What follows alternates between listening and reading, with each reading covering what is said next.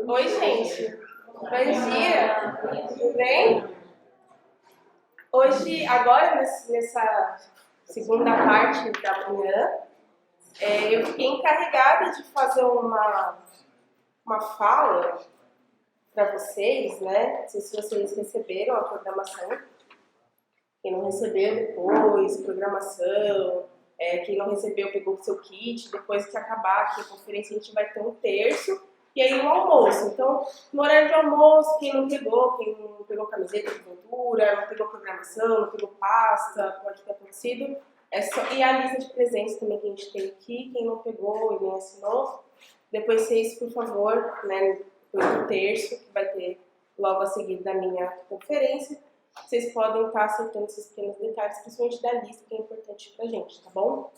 Eu fiquei encarregada de fazer uma fala sobre os desafios das congregações marianas, né, e a juventude nos dias atuais. Para quem não me conhece, porque tem gente aqui que eu ainda não tive o prazer de conhecer, eu sou Janaína, eu sou congregada mariana na Diocese de Santos e eu estou agora como coordenadora da juventude da Quaresma.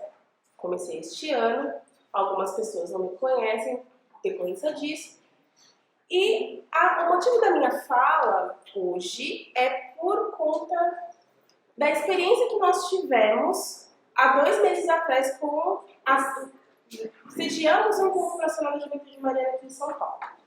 Né, por conta de várias questões em nível nacional e em nível federativo, de onde seria sediado o encontro, ficou decidido que para não termos mais um ano sem encontro nacional, nós resolveríamos fazer aqui em São Paulo, e aconteceu, e com a graça de Deus foi muito bem sucedido. Só que eu confesso para vocês que eu saí desse encontro preocupada.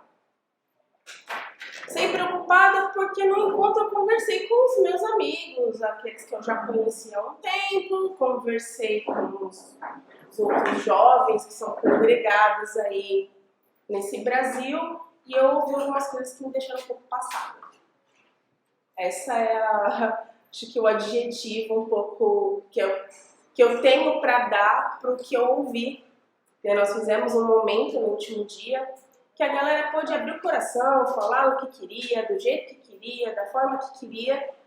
E eu ouvi umas coisas, quem estava presente aqui, algumas pessoas devem se lembrar, que ficaram na minha cabeça e ficaram na cabeça de algumas outras pessoas com quem eu conversei, que são o motivo para essa palestra, para essa conferência estar sendo realizada hoje.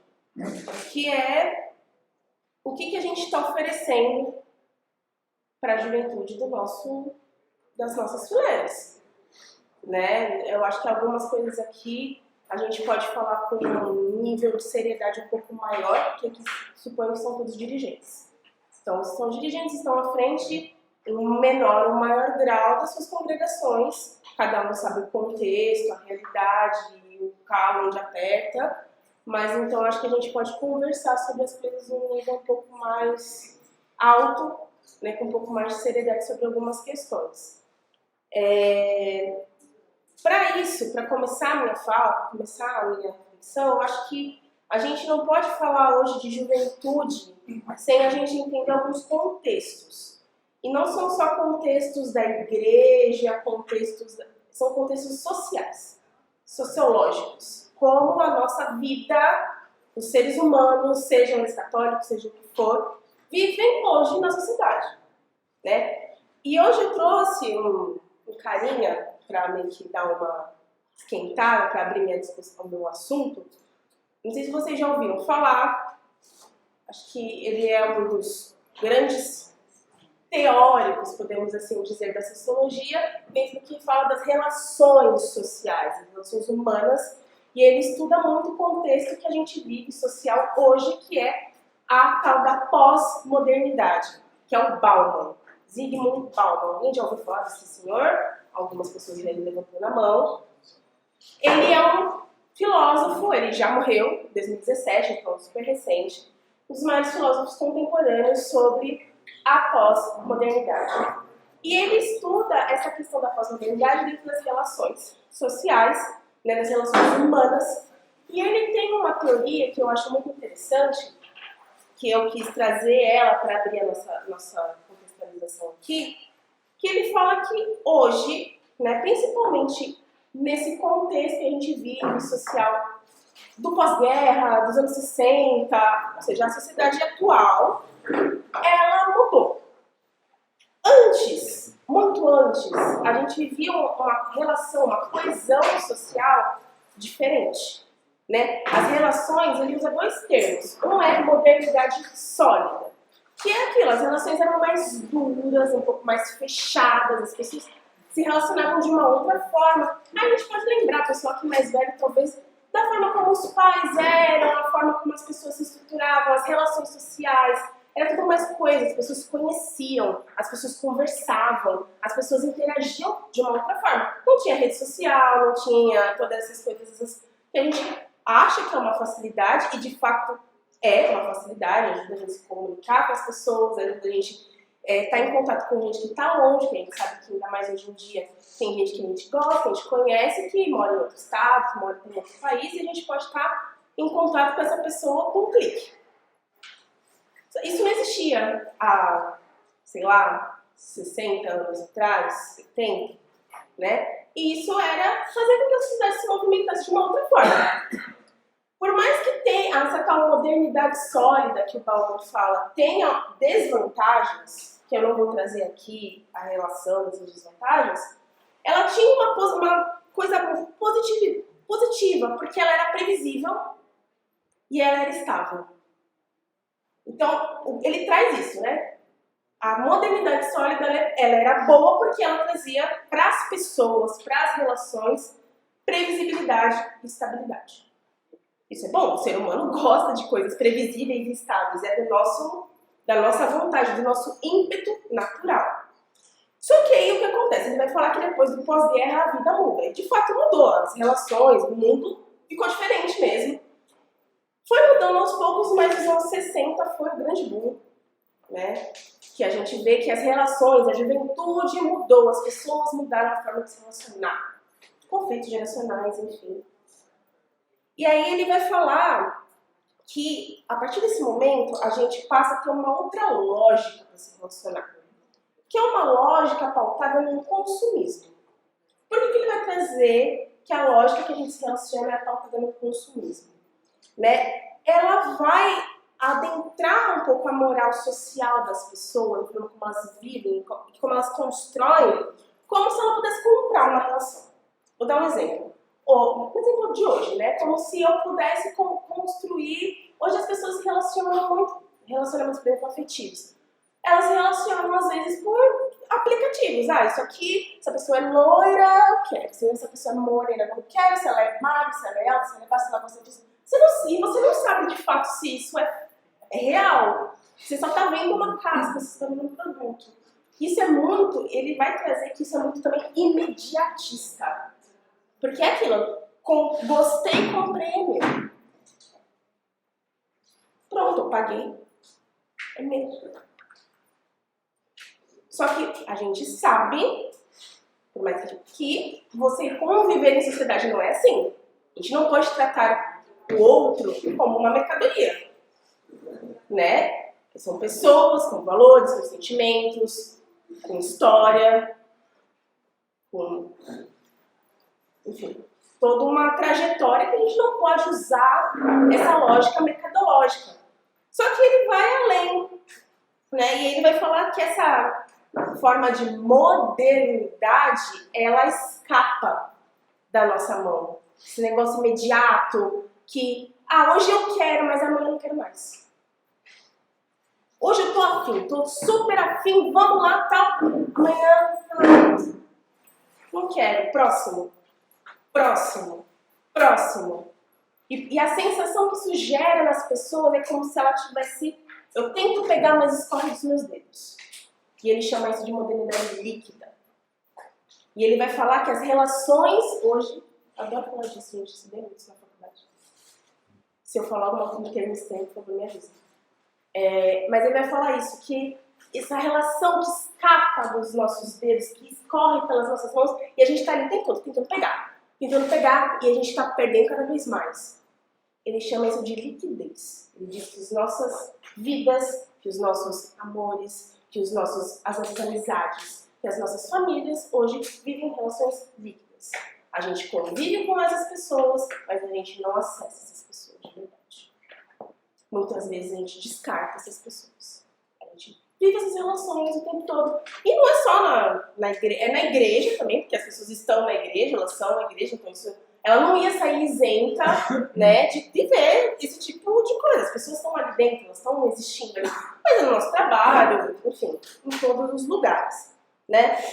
E aí a gente tem que pensar hoje, né, por que falar disso tudo? Porque hoje o jovem, ele está inserido nesse meio. Pessoal, estou com 20, vou fazer 27 anos, agora no próximo mês. Então, o pessoal de, chutando aí, 40 para baixo, estou chutando, nasceu nessa vida. Desse jeito. O pessoal de 20, mais ainda. Porque só vai aumentando essa espiral de imediatismo. E ela é potencializada pelo quê? Redes sociais. Hoje você entra no Instagram, tá lá, aquela coisa. Então, você fica ali horas e horas e horas e horas e horas. Se pra gente, alguns aqui, não posso dizer todos, que não nasci, mas que nem eu não nasci na época do celular, de smartphone, eu nasci num outro. Pelo menos a minha infância, começo da minha adolescência foi num outro contexto. Galera de hoje não. Galera hoje 5, 6, a criança com até menos, 3, 4 anos já tá lá, já sabe se te ensina. No adolescente, então, te dá um baile. Hoje em dia a gente vai ver tutorial no YouTube e é um menino de 14 anos explicando como é que faz o negócio. E você fica, gente, como é que ele tá explicando isso pra mim, gente? Loucura. Então, eles nasceram imersos nisso. Eles estão ali, bebendo dessa fonte imediatista. E isso, gente, traz um prejuízo psicológico, inclusive. Porque se você estimula a pessoa, chega uma hora que ela tá saturada no excesso de estímulo. Que gera vários problemas psicossociais aí que a gente tá vendo o tempo todo, toda hora, todo instante na sociedade. A gente não precisa... Muitas vezes quem tem filhos aqui, netos, talvez saiba do que eu estou falando. Não digo não só pelos filhos e pelos netos, mas porque tem um coleguinha, porque tá na escola, ouve falar das coisas que a gente vê acontecendo hoje de crianças aí com problemas, crianças e adolescentes com problemas psicológicos graves. Ainda mais no contexto pandêmico, que ficou todo mundo um ano e lá fechado em casa. Mais ainda, potencializado por uma situação que aconteceu, podia ter acontecido lá atrás, aconteceu hoje, mas que potencializa essa situação. Aí eles devem estar se perguntando, legal, bacana, você está fazendo esse contexto aqui, mas o que isso tem com a gente? Tem tudo a ver com a gente. Tudo! Porque a gente precisa refletir, né? E aí acho que talvez seja esse o meu argumento aqui hoje. A gente precisa refletir individual, cada dirigente, cada pessoa que está aqui consigo mesmo, mas a gente também tem que fazer esta reflexão de forma coletiva do que como que a gente quer que juventude entre para dentro da congregação mariana dentro de um contexto desse.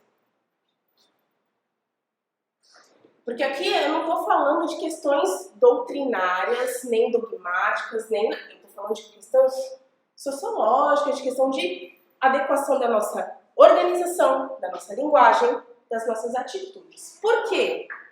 A gente tem que entender, talvez reconhecer, que são gerações, né, diferentes. Formas de viver diferentes e tá tudo bem, normal. Pessoas de gerações diferentes coexistem. Mas não sei se vocês têm essa impressão. Eu sou jovem, posso dizer que às vezes eu tenho essa impressão de que o acesso é um pouco difícil. O diálogo é um pouco truncado. Fica uma coisa meio estranha, né? Uma coisa meio esquisita. E aí a gente tem que pensar como é que a gente vai fazer para lidar com essa situação. Ah, Helena, mas a gente então aqui tem que mudar? Eles eles também não podem mudar o jeito deles? É uma via de mão dupla. Mas a gente tem que pensar o seguinte, qual é a posição que nós ocupamos? Nós estamos à frente.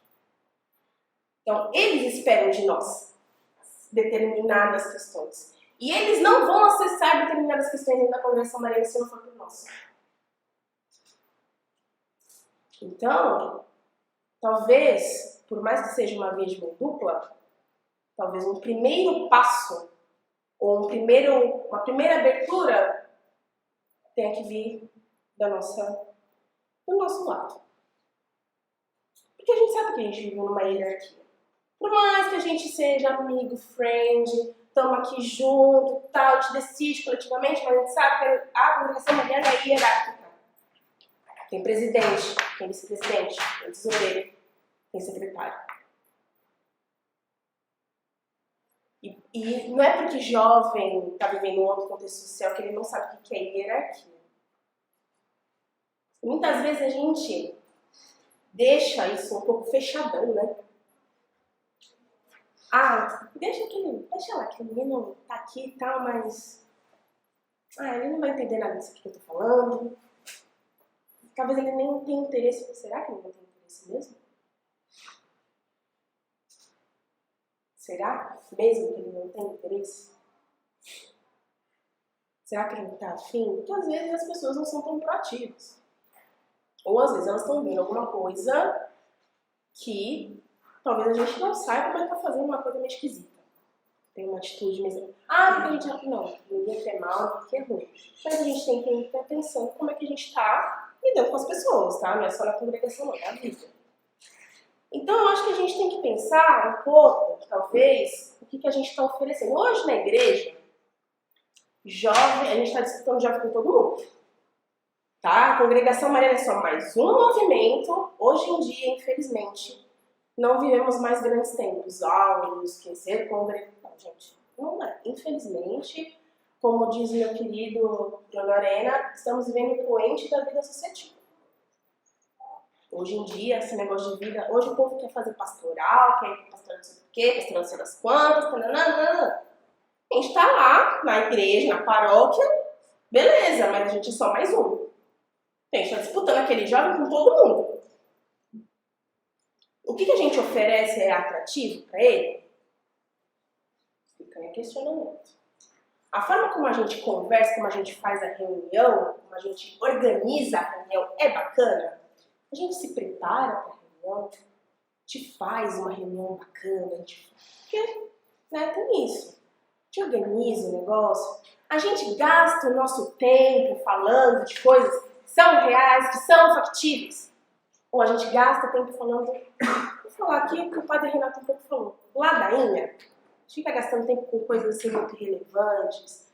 Não que sejam, que a gente fale que seja irrelevante, mas a gente tem coisas para resolver. Sabe que na congregação não é só a parte espiritual que a gente toma conta, a gente tem outras questões. A gente fala de dinheiro, a gente fala de problema, a gente fala de projetos, né? Porque dentro das congregações marianas, graças a Deus, ainda tem muitos projetos. E a gente está dando a devida atenção para as coisas que a gente de fato precisa resolver, ou a gente gasta tempo tendo conversa de comadre na reunião. É bom conversar, é bom bater papo, mas você pensa comigo. Trabalho o dia inteiro, a semana toda. Fico lá no transporte público 4 horas, 3 horas, 4 horas lá morrendo. Aí eu vou, trabalho 8 horas, volto pra minha casa, às vezes eu vou pra faculdade. Falando como de um jovem normal de hoje em dia, tá, gente? Eu tenho que ir pra faculdade, tenho que ir pro cursinho, seja lá o quê. Aí chega sábado ou domingo, tô só o pó. Tem que ir pra missa, né? Obrigação de todo mundo. Aí, tem reunião. Aí o cara pega, sai da casa dele, se arruma bonito, a reunião é cedo. Se arruma bonito, tô limpo, tô cheiroso, tô indo lá pra reunião. Pego lá o transporte público. Eu já detesto transporte público na semana, mas vou no fim de semana, fico lá. Vamos lá, cheguei na reunião, todo mundo. E aí a gente gasta 2 horas falando coisa que não tem nada a ver. Um dia você fica lá, você tá lá sentado. Legal. Uhum. Aí na semana seguinte, não, vai chegar uma hora que ele vai virar e falar assim, cara, o que eu tô fazendo aqui? Aí chega uma outra semana e ele, gente, então tive uma ideia e tal, vocês estão falando aí desse tal coisa, X, problema. Por que a gente não faz assim, muito difícil, não dá pra fazer, por que você quer fazer isso? Eu acho que a gente não vai dar jeito. Mas eu posso ajudar e tal. Não dá, a gente conversa isso depois. E na outra semana a mesma coisa, e na outra a mesma coisa. Acho que eu não... Aí vai chegar um dia que eu acho que eu vou ficar em casa esse final de semana. Eu acho que eu vou ficar em tal lugar esses dias, eu não vou ler na reunião. Daqui a pouco vocês vão estar falando, cadê o fulano? Não vem mais.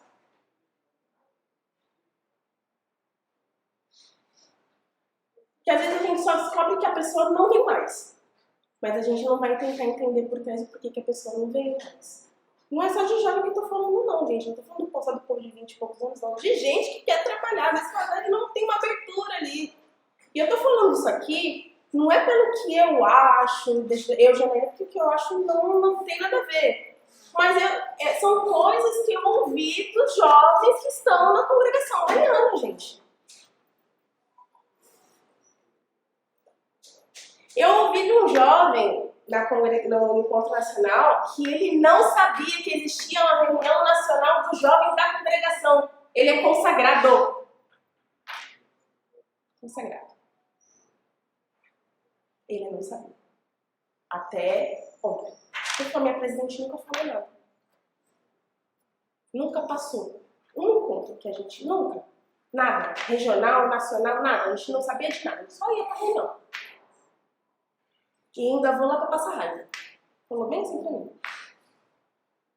Ele chorou. Quem tava lá lembra. Quando ele falou no último dia lá pra todo mundo. Menino ótimo. É isso que a gente está oferecendo para os nossos convidados?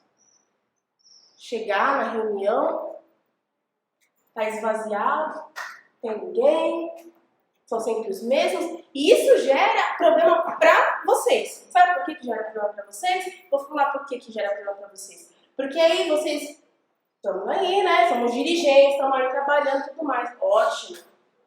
Aí, sei lá, presidente, é tesoureiro, seja lá o que você é, instrutor, passa 1 ano, passa 2 anos, passa 3 anos, passa 4 anos, passa 5 anos, ninguém entra no seu lugar. Entra alguém para você preparar para estar no seu lugar.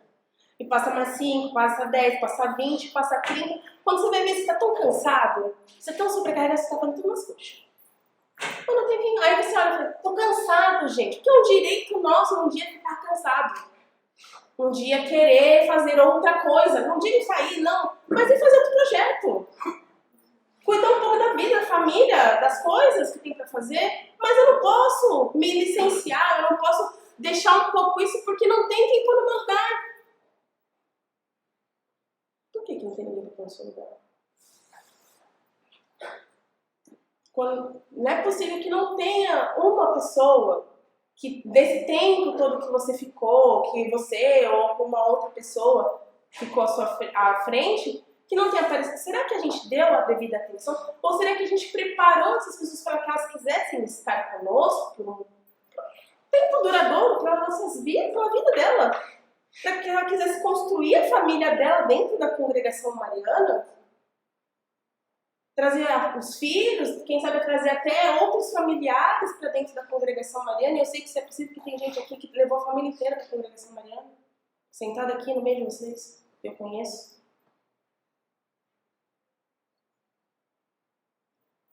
É possível.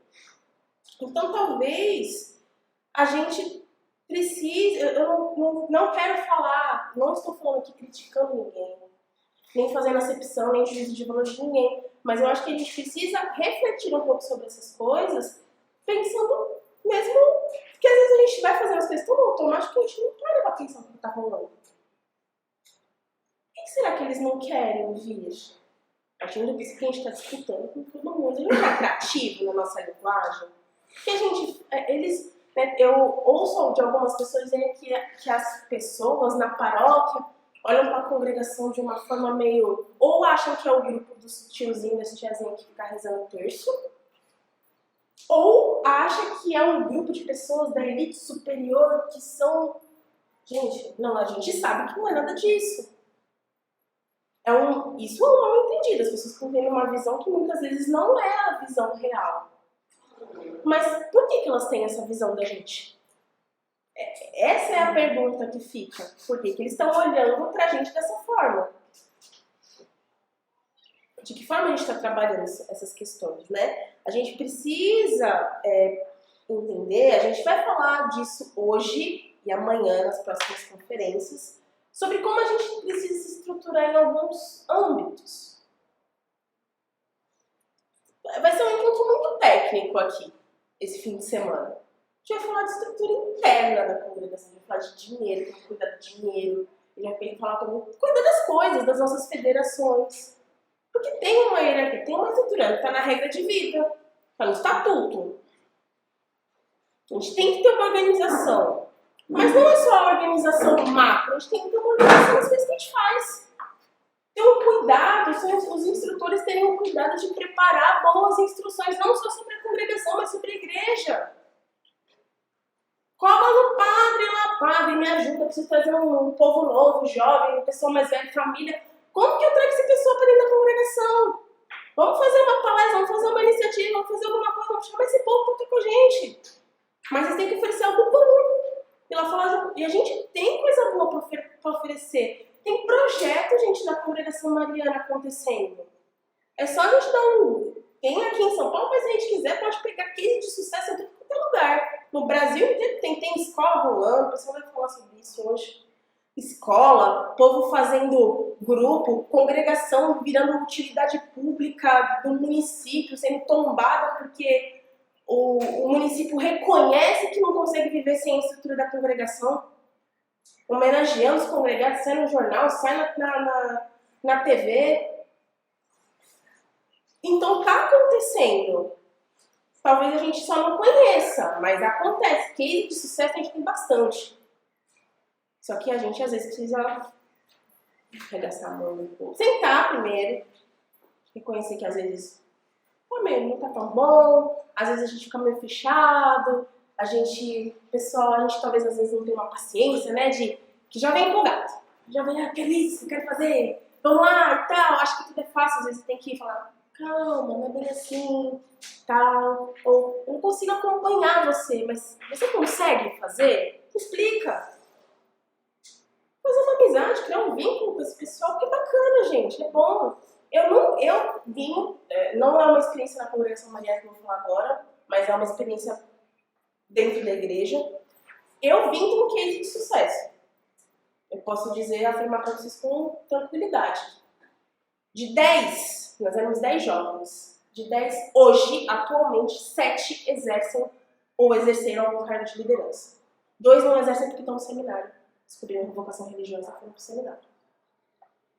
Os outros 5, os que ficaram na paróquia, eu saí, fui para São Paulo para trabalhar, mas os que ficaram hoje, todos estão em funções de liderança na paróquia. Começamos tudo com 14, 15 anos. A gente estava lá, colado na galera. Precisa fazer alguma coisa? Tamo junto, você me ensina como é que faz? E era uma troca mútua, como eu falei, havia de mão dupla. Era a gente aprendendo com o pessoal mais velho e o pessoal mais velho aprendendo com a gente. Porque eu vou falar pra vocês também, vocês no fundo, aguarde que a fala pra vocês vai chegar. Não vou falar só que o pessoal precisa mudar a linguagem dele, porque vocês também precisam. Mas era uma via de mão dupla, era uma troca. Eles sabiam, e depois de um tempo, porque a gente, quando fica mais velho, vai experimentando, vai olhando e fala assim, não confia tudo logo de uma vez na mão de uma pessoa mais jovem. Mas vai olhando, os mais velhos talvez concordem comigo, esse menino aí, essa menina aí, tá. A gente dá uma confiança, ensinar, vai ensinando, vai dando uma confiança. Na época, o pároco viu que o negócio estava dando certo, abriu o bolso. O padre abriu o bolso, é difícil, a gente sabe às vezes, que não me levem a mal. Curso, gente, que eu fiz de curso, pagou. Eu tinha 0 reais, gente, porque era estudante universitário. não tem dinheiro, não trabalha. No começo, né? Não trabalhava. Então, o que eu fiz de curso? Pago, com dinheiro da paróquia, porque o padre confiava tanto na gente, que falava, vocês são futuro. Ele incentivava muita gente, chamava a gente para perto da gente, colocava o povo para trabalhar junto com a gente. Vocês vão trabalhar? Ah, vamos! Que dia? Chegava às 6 horas da manhã, embora 10 horas da noite. Trabalhando ali, fazia curso, fazia um monte de coisa. Depois, quando via, tá tudo trabalhando na paróquia. E hoje, depois desse contexto da pandemia, que muitas pessoas saíram, né? A igreja ficou fechada. Muita gente saiu e não quis, depois, quando voltar para os cargos de liderança. Porque eu tô cansada, por vários motivos. Estou cansada, já fiquei muito tempo, tô com algum problema de saúde, a minha família precisa mais da minha atenção, preciso trabalhar agora melhor, mais, por condição de isso, aquilo, outro, por vários motivos. E esses jovens hoje estão na frente. Com a mesma quantidade de idade que eu. 20 e poucos anos. A gente tem gente na pastoral da comunicação, a gente tem gente na catequese, nas coroinhas. Estão ali, estão em tudo. E hoje estão mobilizando e fazendo um trabalho acontecer, mobilizando outros jovens que hoje têm a mesma idade que a gente tinha quase 10 anos atrás. Porque o negócio tem que ser cíclico, gente. Tem que ser cíclico. Não pode parar. A gente não pode parar e estagnar numa pessoa só. Tem que mudar.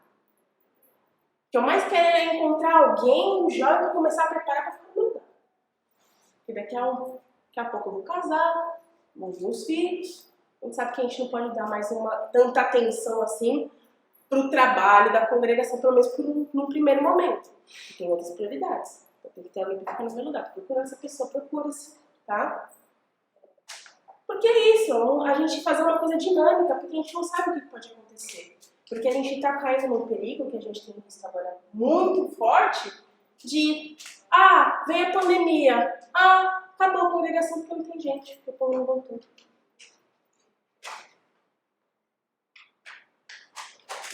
Alguém aqui conhece um contexto desse, que depois da pandemia a congregação morreu?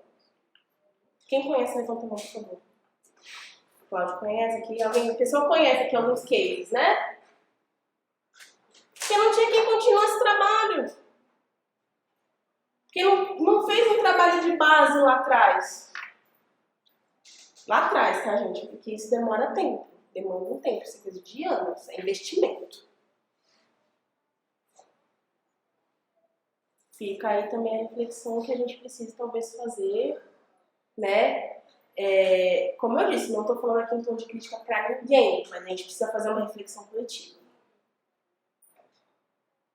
Na hora que a gente vê alguém se aproximando, não precisa ser jovem não, tá, gente? Jovenzinho. Estou falando porque eu vou priorizar o povo do meu público. Mas se vier alguém da paróquia, tá?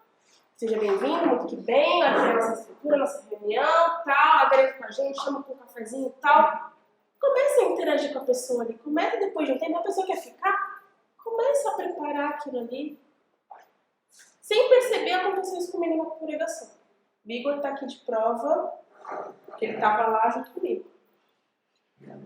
Quando eu vi, já estava, não sei o que, vamos fazer, tal, você está afim de participar? Vamos, tal, chama na casa, vai lá tomar um café, não sei o que, tem um projeto assim, quer fazer parte, vamos fazer parte, então tô aqui.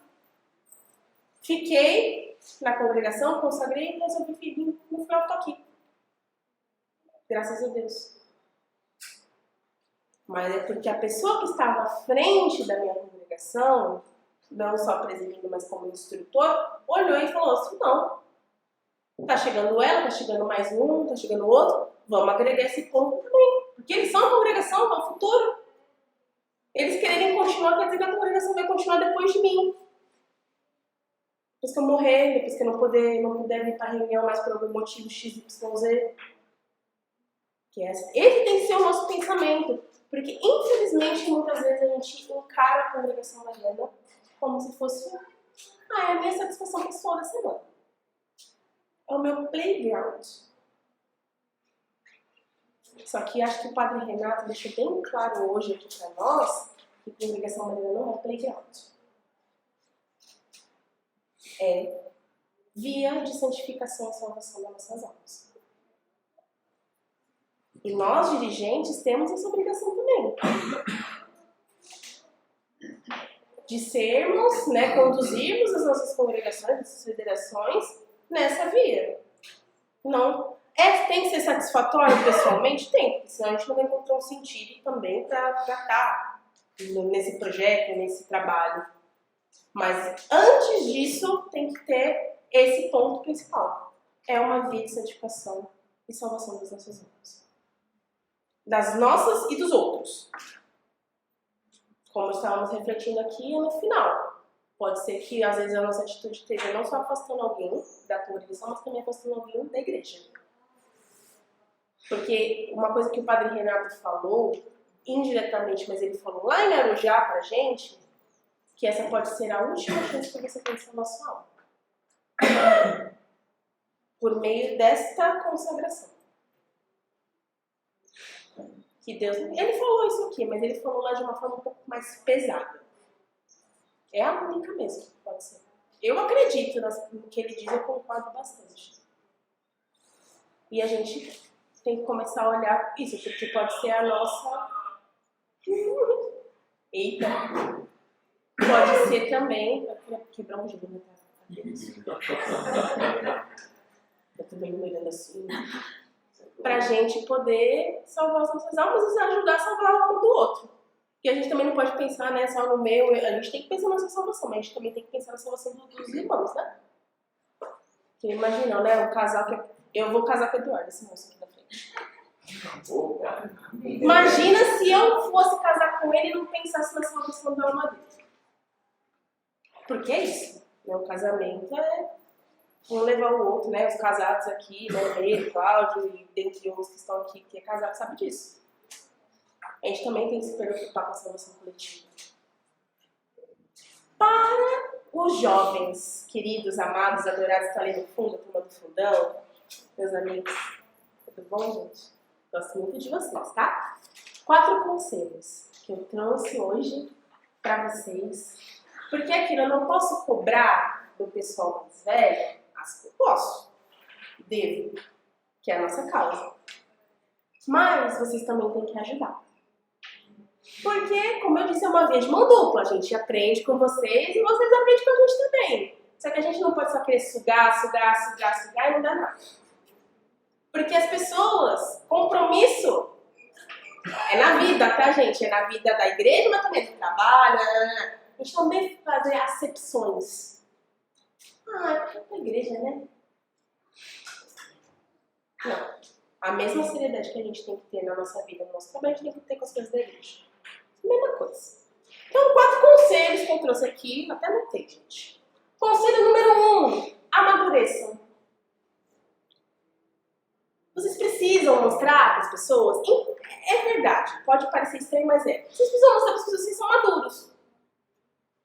Que ninguém é criança, não estou falando com adolescentes, graças a Deus, aqui todo mundo está quase, alguns, quase chegando na casa dos 20 anos, mas a maior parte com 20. Então, as pessoas estão esperando de vocês uma certa postura. Claro, a gente dá uma colher de chá uma ou outra, porque a gente sabe que ainda é um pouco desonesto cobrar certas coisas de pessoas muito jovens que não viveram algumas experiências. Mas a gente espera uma postura da parte das pessoas de vocês. Se vocês têm idade, muitos aqui, a maior parte, para já ingressar no mercado de trabalho, como jovem aprendiz, que no trabalho você tem que ter um decoro, pode ter também na congregação mariana, né, gente? Então, esperamos isso, né? Tem que fazer uma separação. Quando a gente está com os amigos, com os filhos, a gente pode ser bobo. Quando a gente está nas coisas, assim, sérias, ser bobo é passar atestado de burrice para si mesmo. É feio. É mico. Não sei se ainda usam mico ainda, essa palavra mico. Não sei se usam. Se não usam, as pessoas são jovens, mas não tão jovens. Tem um compromisso com as coisas, que é uma, né, consequência de ser maduro. Compromisso, tem que ter comprometimento. Você assumiu, vou fazer, um exemplo, a ata da reunião todo domingo. Então você vai acordar cedo no domingo e fazer a ata da reunião. Claro, tô doente, sei lá, minha mãe morreu. Claro, você não vai, mas não é uma pessoa falar, eu vou fazer, então você vai fazer. pessoas estão contando com você para fazer aquele determinado projeto, aquela determinada coisinha. Seja grande ou pequena. Vou cuidar da rifa, da imagem para a gente arrecadar dinheiro. Então você vai cuidando da rifa. Não é chegar e falar, vou cuidar da empolgação, aí passa uma semana, tô cansado. Se tem dificuldade, pergunta, pede ajuda e tudo mais. Mas tem um compromisso, né, já que assumiu de fazer. Porque tem outras pessoas contando com vocês. Então você assume, né, tem que ter um compromisso. Sejam proativos. Proatividade é uma coisa boa. Gente, chega e fala assim, oi, Meire, vou pegar a Meire de exemplo, ela tá olhando aqui também. Meire, né, presidente da Federação de São Paulo. Oi, Meire, tudo bem? Então, o que você tem aqui? Tá falando, tá? Você precisa de ajuda? Porque às vezes a pessoa, ela tem um projeto e tal, mas ela não tem como fazer. Às vezes ela tá tão sobrecarregada que ela fica ali, tudo nela e tal, ela não consegue nem fazer direito o projeto nem a vida dela. Porque as pessoas têm vida. Então, chega e fala, Meire, você tá precisando de alguma ajuda? Você precisa de água? Você pode até que no primeiro momento ela fala que não precisa de nada. E de fato não precisa, mas ela vai lembrar de você depois. Ah, aquela menina lá, fulano, aquele menino lá, Beltrano, que ofereceu aquela ajuda lá naquele dia. Vou chamar ele para fazer tal coisa. Mesmo que a pessoa no primeiro momento não precise ou não queira, se oferece, não cai a perna e você pode ter certeza, eu tenho certeza disso, você vai ser lembrado depois. Na hora que precisar de fato ou na hora que a pessoa vê que você tá ponta firme no negócio. Vai lembrar de você e vai te chamar para alguma coisa. Confia que é real. E o meu último conselho é se apropriem dos assuntos internos. Ah, mas eu não sou dirigente, eu não sou mais congregado, então você tem o direito e o dever de saber as coisas que estão acontecendo. Você tem o direito e o dever de saber quanto tem de dinheiro. Você tem o direito e o dever de ver a ata. Você tem o direito e o dever de ver, de cobrar o seu presidente se ele fizer ou falar alguma coisa que você acha que não é correta. É seu direito? Mas é seu direito, mas você tem, né? É uma... Porque às vezes a gente passa aquela sensação, ali, tá existindo, é uma planta. Não pode ser planta, gente. Primeiro que a gente é jovem, também que hoje em dia a gente fala que os jovens são cansados. Mas tem que ter, né? E não só, porque a gente é xereta, né? Também não podemos ser xeretas, nem chegar chutando a pessoa que tá à frente lá. Eu preciso, eu quero saber. Não, a gente tem que ter humildade. A gente tem que saber o nosso lugar, mas saber cobrar da melhor forma. E se precisar de alguma coisa, posso te ajudar em alguma coisa nisso? Você precisa me ajuda? Pode não precisar. Voltamos na questão da proatividade. Hoje ela pode não precisar, mas amanhã ela pode estar precisando. A gente tem que entender, é isso, que a congregação, a gente não está de visita lá. Ela é nossa também. Dos jovens, das crianças, das casas, das congregações que tem marianinhos, mas todo mundo está ali, dentro daquele propósito de salvação. Está todo mundo no mesmo barco. Então a gente tem que, como eu falei, tem que ser uma via de mão dupla. O pessoal mais velho talvez tenha um pouco mais de abertura, um pouco mais de sensibilidade, né? Eu tô sentindo, tá resistente. Vamos falar e falar pros outros. Gente, vamos dar uma oportunidade? Vamos ver qual que é desse pessoal aí. E construindo, conversar, não tratar o jovem como se fosse criança o tempo todo. A gente trata ele como adultos. É isso que eu peço pra você. Tratem os jovens como adultos. Ficar tratando o jovem como se ele fosse criança, infantilizando, é pior. Primeiro que a gente se sente péssimo. A autoestima vai lá pro pé. Porque parece que a gente tá, né, tá tirando a gente de bobo. Mas também aqueles que têm um pouco de dificuldade nessa questão do amadurecimento ficam infantilizados. Então a gente tem que tratar jovem, claro, na devida proporção, porque a gente sabe que jovem, dependendo da faixa de idade, não tem tanta experiência, não passou, ainda vai passar, vai quebrar a cara. A gente tem que tratar e exigir deles uma seriedade e uma maturidade até de acordo com a idade que ele tem para inserir. E os jovens terem humildade, não querer ser o sabe tudo, chatão do rolê, assim tudo. Você é chata, não sabe de nada. Ter humildade, ser proativo. E quando vocês verem, gente, a mágica acontece. Não precisa de muito. Ela vai acontecer. Vocês vão ver que está acontecendo. Que é todo mundo aprendendo junto. Que é todo mundo somando. Somando, gente. É isso que falta na congregação. A gente somar. Parar com picuinha, com assuntinho, com ninguém. Falar, vamos trabalhar? Que nós vamos pro caminho reto que é lá a nossa salvação, nossa santificação, etc. Por meio dos nossos projetos, por meio da nossa estrutura. Vamos, vamos junto. Se precisar recuar um pouquinho para pegar o irmão que está mais ou menos, a gente vai lá, pega. Com humildade, né? Porque uma coisa que às vezes a gente percebe assim, conversa sobre isso muito com o Eduardo, a gente percebe que hoje em dia rola uma soberba coletiva, um negócio meio maluco assim nas pessoas. Ah, porque eu fiz, pelo meu tempo, amado. Supera. Vamos trabalhar. Hoje as congregações marianas precisam que a gente trabalhe. Tá acabando. Eles passando assim, ó. E o pior é que eles passando na nossa cara. E a gente tá assim, ó. Aí você vê um outro lá falando, pelo amor de Deus, gente, vamos lá. Vamos trabalhar. Mas a maior parte do pessoal tá parado, assim. Não sei se letárgico, se tá...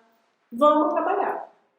Parou, não dá tempo. Agora é o momento. A gente tá num momento muito oportuno pra... Ou a gente vai pra frente e salva esse negócio, ou daqui a um dia que tem 20 anos, 30, porque eu tô sendo muito sorda. Daqui a 30 eu morri.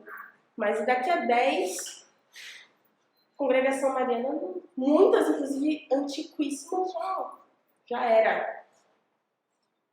Precisamos pensar nisso. Minha fala é essa.